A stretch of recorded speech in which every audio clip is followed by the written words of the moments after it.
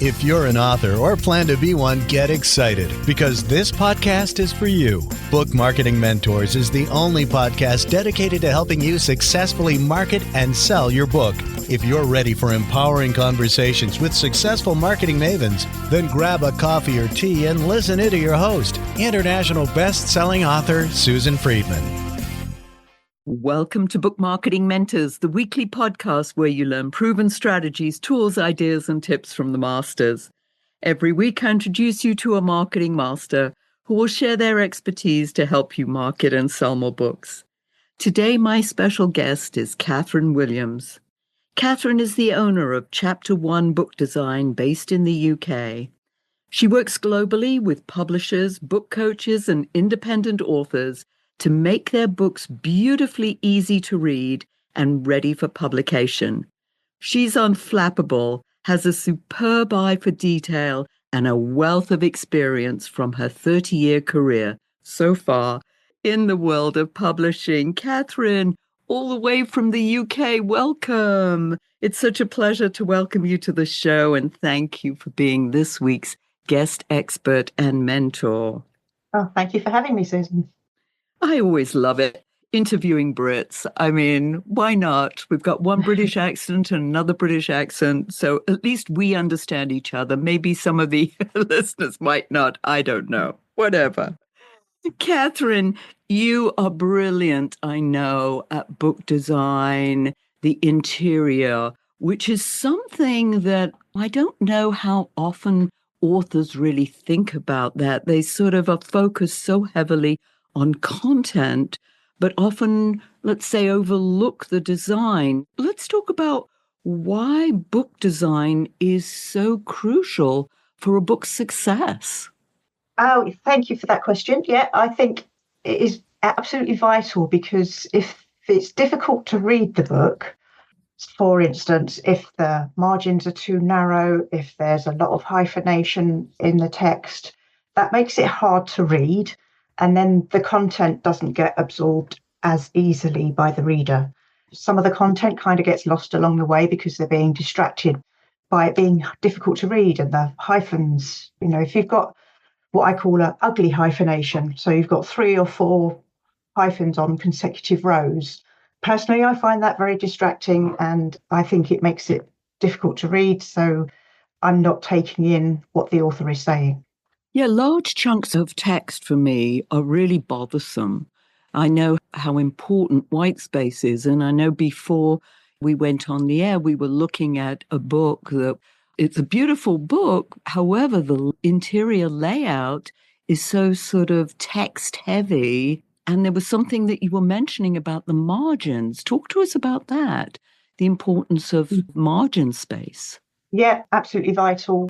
The outside margins, so if it's obviously in a printed book, the reader needs to be able to hold the book without having to move their hands around too much to read the text. Those outside margins need to be enough for the reader to at least have their thumbs on the page, as it were. And the inside margins, near where the spine is, if those are too narrow, especially if you've got a lot of pages on a paperback book, somebody is going to end up breaking the spine of the book in order to open it up so that they can actually read the words that are closest to the spine. Those inside margins need to be adequate as well. Yeah, I think that's something that we just don't think about. I wouldn't have thought about that aspect. I look at it from the fact how reader-friendly is it? For me, I know that large chunks of text and I'm like, oh, I'm already feeling an overwhelm before I even start to read, even though I want to read the book. Yeah, and certainly with non-fiction books, there are various elements that can be introduced, different levels of headings or pull quotes or little graphic devices just to break the text up a little bit and make it more reader-friendly. Yeah, you talk about key elements that make a book beautifully easy to read. I love that. Yeah. Talk to us more about that. What are those key elements? Okay, so white space, which we've just been talking about, is crucial.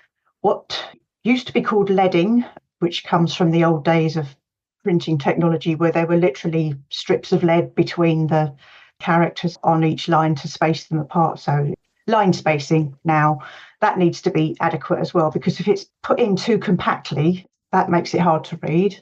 The choice of typeface is obviously very important as well. In printed books, if you've got big long chunks of text in a sans serif, that can be hard to read. You don't want to have spaced apart too much, because then it looks like, well, you're just spacing it out for the sake of making the book bigger than it needs to be. And the size of the typeface as well. I just got a book the other day. I opened it up and I thought, oh, that's a bit small. Even with my glasses on, I'm struggling to read it. So I think some authors make the mistake of trying to pack as many words on the page as possible to try and reduce the cost of printing. But I think that can be a false economy, because it just makes the book harder for the reader to get through. There were some things that you mentioned just now that I want to pick up on. And one of them is the typeface. You were talking about sans serif and serif fonts. Those might not be terms that our listeners know about. Talk to us a little bit more about those and what works and what doesn't work. A serif font is one that has the little curly bits on most letters. I think that's the technical way to describe them, is little curly bits. Whereas obviously sans serif, that's without serifs, so that tend to be straight lines and circles and curves to make up the letters of that particular font. Typefaces that people might be familiar with. So sans serifs, you've got ones like Arial and Helvetica, which are fairly ubiquitous, and Times New Roman would be an example of a serif typeface. One easier to read than another? The perceived wisdom is that serif typefaces are easier to read in print, and sans serifs are easier to read on screen. I'm not sure how accurate that is. And also, for people with dyslexia, sans serifs are easier to read than serifs. But that is also affected by the colour of the paper and all sorts of other things that we try and cater for to make sure that the book is accessible to as many people as possible. Talk to us about the colour of the paper, how important that is. Oh, it can be. If people are printing their book with Kindle Direct Publishing, for example, which is basically Amazon, the main choice is between white paper or cream paper. The cream is kind of softer on the eye, I think, and makes it easier to read. But if you've got a predominantly white cover, then having cream paper might make it look a bit strange. So it's a personal choice, really, as to whether you have white or cream paper. I wouldn't ordinarily, unless there's a specific reason, not to go for the cream paper. What about a matte versus a paper with a gloss, a slight gloss on it?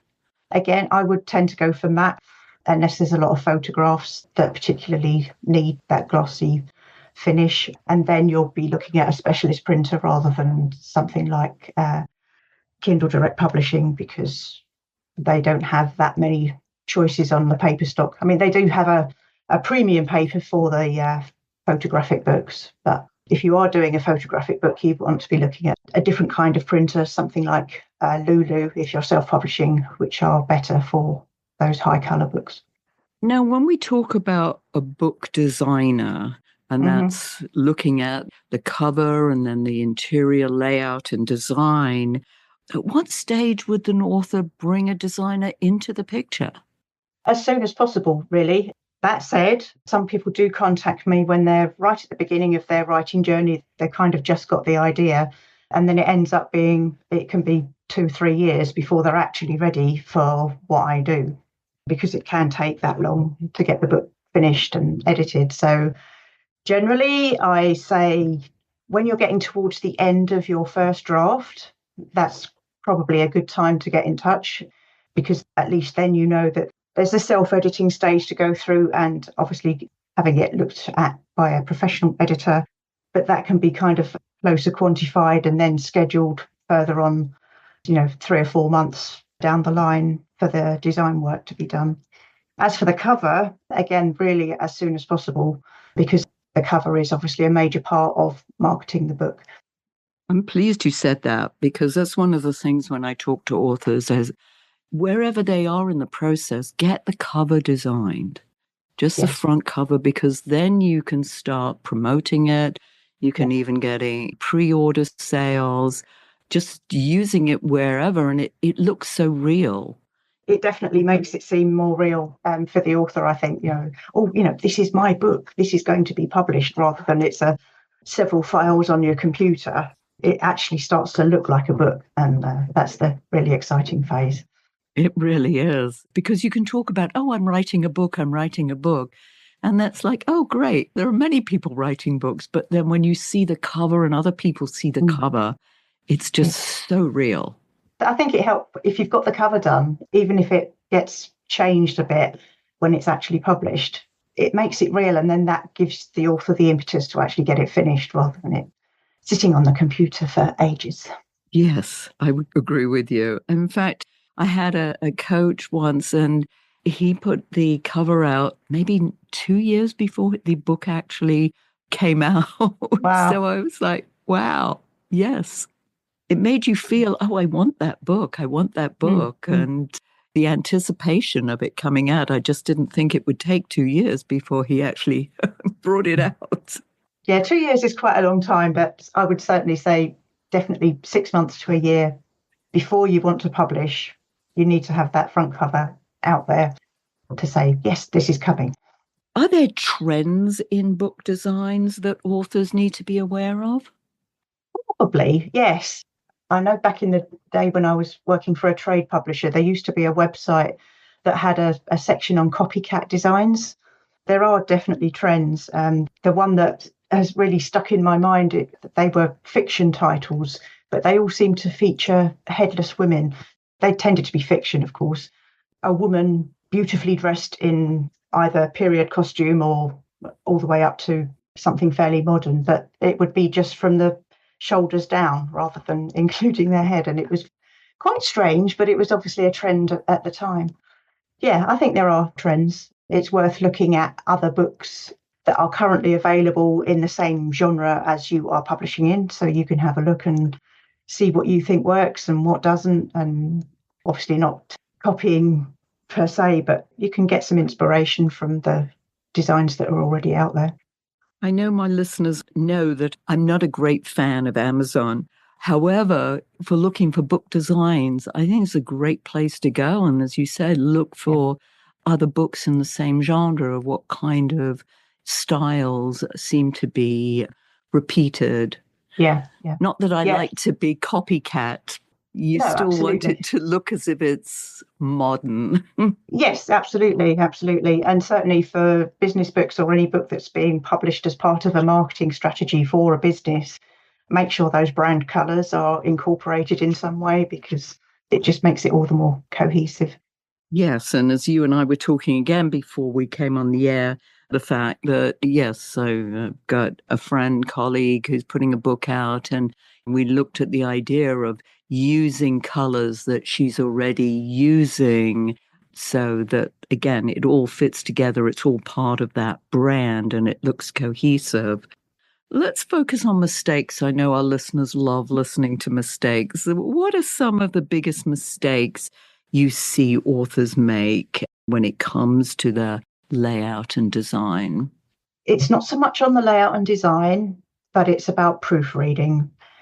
The tried and trusted way that I still work in is the book gets written, the book gets edited, the book gets its interior layout done, and then it gets proofread. Because in 30 years of working on books, I have never yet done a book that had 0 corrections after the first proof had been done. Yeah, don't skimp on the proofreading, because people do notice and they will pick up on things. They might be fairly minor, but a spelling error or a other typographical mistake, but they do get noticed, and that can make people give a review that's 3 stars rather than 4, for example. It's fascinating, yeah, because, and I say there's often one little error in the book. I've never known a book to be perfect. Maybe there's a comma that's missing somewhere, or a period, or yes, just something that even when it's proofread, that it doesn't mean that it's guaranteed to be absolutely perfect. Absolutely, yeah, we're human. We make mistakes. It's uncanny because it's been read by the author umpteen times. It's been read by their friends and neighbours. It might have been to beta readers who could pick things up. It's been through a professional editor as well. And yet there will still be things that get picked up by a proofreader. Yes, it's amazing. It's absolutely amazing. Many years ago, I was into quilting, and there was something about quilting that even the best of the best would make a slight error because there's nothing perfect. Indeed, yeah. I always feel that about books. There's always something, however many times, as you said, however many people read it and look at it, it's like, yeah. And especially if you're looking at it over and over again, you just don't see stuff. Yes. No, indeed. You see what you expect to see if you've written it, definitely. Even trained proofreaders are not going to necessarily get everything. So, like you say, there's bound to be one or two in a book. And sometimes it's not until it's actually printed and then gets noticed. So, thankfully, in these days of print on demand, if something is fairly significant, or even if it's not that significant, it can be corrected, a new file uploaded, and then the next one that gets printed will be sorted. Yes, and that's obviously one of the the pros of having that print on demand, which is quite incredible because you just don't have to order 100, 200, 500 books at a time, which take up a lot of space. They sure do. Speaking from experience, sure. Yes. Yeah, they definitely do. Yes, I always say to people, I say, if you're going to order 500 books, just make sure you've got a place for them because that's a lot of books, especially when they put, 30 or 40 books in a carton to make it, Yeah. And end up having portable. A pallet delivered to you with, a dozen boxes of books. Yes, had that. Yeah, okay. Been there, done that. What other mistakes, Catherine? Last year, I got a book which is called A Grammar of Typography. So, as you can imagine, it's a book entirely about typography. And yet, whoever designed it obviously didn't adjust the hyphenation settings in the software they used to set the book, because the hyphenation was absolutely terrible. Hyphens after 2 letters in a 6-letter word, for example. That's one thing I really dislike, having too many hyphens in a block of text. So that's one thing that does get ironed out very quickly in the books that I work on. Yeah, and interestingly enough, anybody who's using AI to help write, AI loves hyphens. They're just things that it absolutely loves, and one of them's hyphens. And, when I see text, I was like, I don't remember using hyphens that often. No, indeed. Oh, yeah. I mean, it's just quite amazing, and things that you don't really think about. As you said, the typefaces. I was taught that no more than 2 different type styles. What's your thinking on that? Yes, I would agree, generally. Most of the time, I will be using a serif typeface for the main text, but a sans serif for headings. It gives that distinction. But within those headings, there could be 4 or 5 different levels. So I may have a bold weight, an italic one, and in different sizes as well, just to make sure that those headings get differentiated and that the reader can follow the structure of the book. And it's amazing when you do use, something in bold or italics or maybe a thinner version of the font, how different it looks. And you indeed. think, oh my goodness, it's a whole different font. Yeah, sometimes it does look very different, especially there are some typefaces where they have a condensed version. There's one that I use quite often called Myriad Pro, and it goes from an extended version to a condensed version, and you literally wouldn't think it was the same typeface, but it is. What are your recommendations with that? I mean, how many different kinds of levels of that font would you use, or the types of that font? Probably no more than 4 or 5. I mean, they might be in different sizes, but they're different weights. So there might be a bold, a semi-bold, a medium, an italic, and a regular, for example, just off the top of my head. Yeah, I wouldn't say more than that. And if the structure of the book requires even more headings, then that's probably something for an editor to actually look at and decide, well, maybe that just needs to be a whole new section rather than a subsection of a subsection of a subsection. You've been in the business many years, like you mentioned 30 years. Indeed. What are some of the biggest changes that you've seen in the time? You worked for a large publisher. Yeah. What's happened? Massive changes. My very first job in publishing was a tiny little outfit called Able Publishing, ironically serving authors who were self-publishing. And we had these tiny little Apple Macs to work on using a program called PageMaker, which was a predecessor to InDesign, which is the most widely used software now. And at Able Publishing, we literally, if photos were to be included in the book, we had to leave a space on the page for the photograph to be physically pasted on. And then it would go to the printer, and the printer would take a photograph of the page, and then it would somehow get printed. So we were supplying what was then known as camera-ready artwork. Yeah, literally cutting and pasting photographs into books, which was quite amazing. So obviously now we don't have to do any of that. And the technology has just changed unbelievably. That old Apple Mac would maybe store a couple of books files that I have now. So yes, it was measured in megabytes rather than terabytes. So yeah, the big changes. I remember PageMaker. Yeah. Yeah. And then now InDesign is that's like the PhD of design. I mean, you've really got to know what you're doing if you work with that.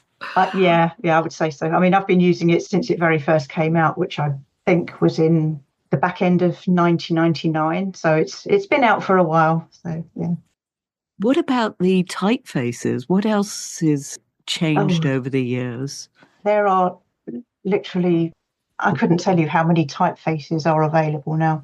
There are thousands and thousands and thousands. Whereas 30 years ago, we'd probably used the same 3 or 4 typefaces on almost everything, just because the fonts have to be licensed for use. Or, you have to buy the fonts. You can't just, grab them from, you can get some free ones, but they won't necessarily have all the characters that you want, and they might not have all the weights that you want. So it's better if you can to get the licensed fonts. Thankfully, I've had that. The Adobe subscription, you can get fonts for particular jobs, and you can just activate them, and they're all part of the Creative Cloud package, as they call it. Yeah, I'm blown away with the number of fonts that there are. I didn't realize it. And you said, I mean, there are thousands, and they vary so minutely one from the other, but yet there's some characteristic. And I often look at the G's or the Y's. I think sometimes those, you see that differentiation. Yes, definitely. The lowercase g, the way the tail of the G is formed can be very different. As you said, there's curly Q's and yes, capital Q's can be quite different as well. Well, Catherine, how can our listeners find out more about your services?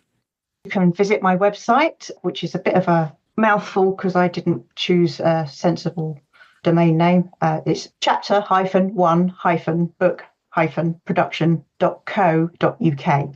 That's my website, and you can find me on LinkedIn as well. That's where most of my social media activity goes on. Perfect. And I'll put that in the show notes because, as you said, it's difficult to know what goes where.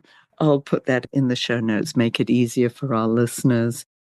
As you know, we always have our guests leave our listeners with a golden nugget. What's your golden nugget, Catherine? My golden nugget is don't skimp on the proofreading.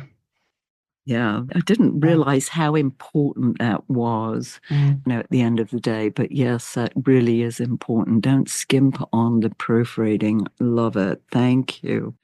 Pleasure. Really appreciate you sharing your wisdom, listeners. There's a lot of wisdom here, some real golden nuggets throughout the interviews. So go back and listen to it because there were some real gems that Catherine shared with us. By the way, if your book isn't selling the way you wanted or expected to, Let's you and I jump on a quick call together to brainstorm ways to ramp up those sales, because you've invested a whole lot of time, money, and energy, and it's time you got the return you were hoping for.